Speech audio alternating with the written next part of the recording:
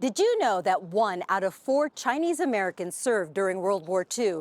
This even as they face racism and discrimination because of the Chinese Exclusion Act. Well, now these veterans are being remembered in one of the biggest parades in the country and city. For Tommy Louie, last November's Veterans Day Parade was especially significant. I'm so proud to represent my grandfather. I'm so proud of all the veterans that served us, and if I can do anything to honor them, I'm very happy to. This was the first time in the parade's 106-year history that Chinese American veterans who served during World War II were being remembered. All thanks to this woman, Shirley Ng, who co-founded Legacy of Honor and Courage. It's just been incredible that we have over 40 people that have registered to march and representing 26 Chinese American World War II veterans today. Families traveled from as far as Hawaii, California, Utah, Massachusetts, and Belgium. They, along with a slew of volunteers, carried poster-sized photos of those who served. They were filled with joy because they were very proud. They were very proud of their family service, and they just wanted that recognition. They wanted to share their story. They wanted to show their faces. I met with Ng recently at the American Legion Kim Lau Post in Chinatown. Her organization is currently making preparations for the 2026 parade, one they will hope will bring in even more families. It was important for me because when I went to the New York City Veterans Day Parade in 2023, 2024, I saw other groups marching and holding photos of veterans that served in World War II. And I noticed that there weren't any that looked like me, none that were of Chinese descent. 20,000 Chinese Americans served during World War II, which at the time was 20% of the total Chinese American population in the country. That's 1 out of 4 people. And more than half, 13,000, enlisted in an era when the Chinese Exclusion Act barred them the right to obtain U.S. citizenship.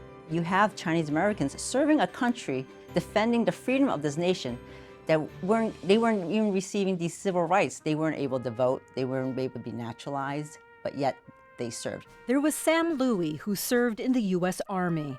My grandfather was based out of Coney Island, and Coney Island, Brooklyn. A real Brooklyn boy, and he was gonna show everybody what Brooklyn could do for the U.S. Army.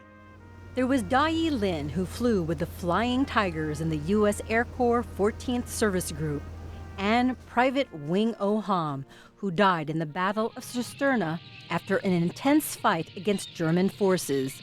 Ham was finally laid to rest in 2023 with full military honors in Brooklyn after being honored with the Purple Heart and Bronze Star.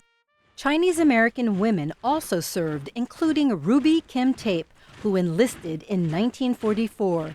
Her niece, Elisa Kim, proudly held her aunt's photo.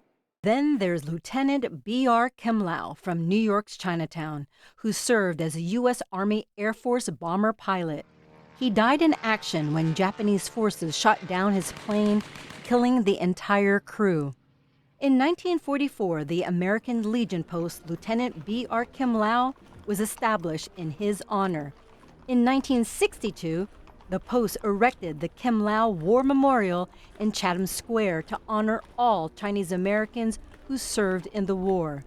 Then, in 2021, some 60 years later, during the height of anti-Asian hate, the city finally designated the memorial as an official city landmark, the first landmark related to Chinese American history. They served in every theater of war, in every branch of the services. And for most of them, it was their first opportunity to work and live and fight side by side with other Americans. In addition, in 2018, after more than 75 years, the veterans also received the nation's highest civilian honor, the Congressional Gold Medal, joining other World War II vets like the Japanese-American Nisei soldiers and the Filipino and Filipino-Americans who received the same honor earlier. The pandemic delayed the official ceremony, but later several of the surviving veterans Some in wheelchairs accepted the medal in ceremonies across the country. Today, with only a few survivors left, Ng wants to make sure no one forgets the sacrifices these men and women made for their country, a legacy that will continue to march on. For Asian American Life, I'm Ernabel Demillo.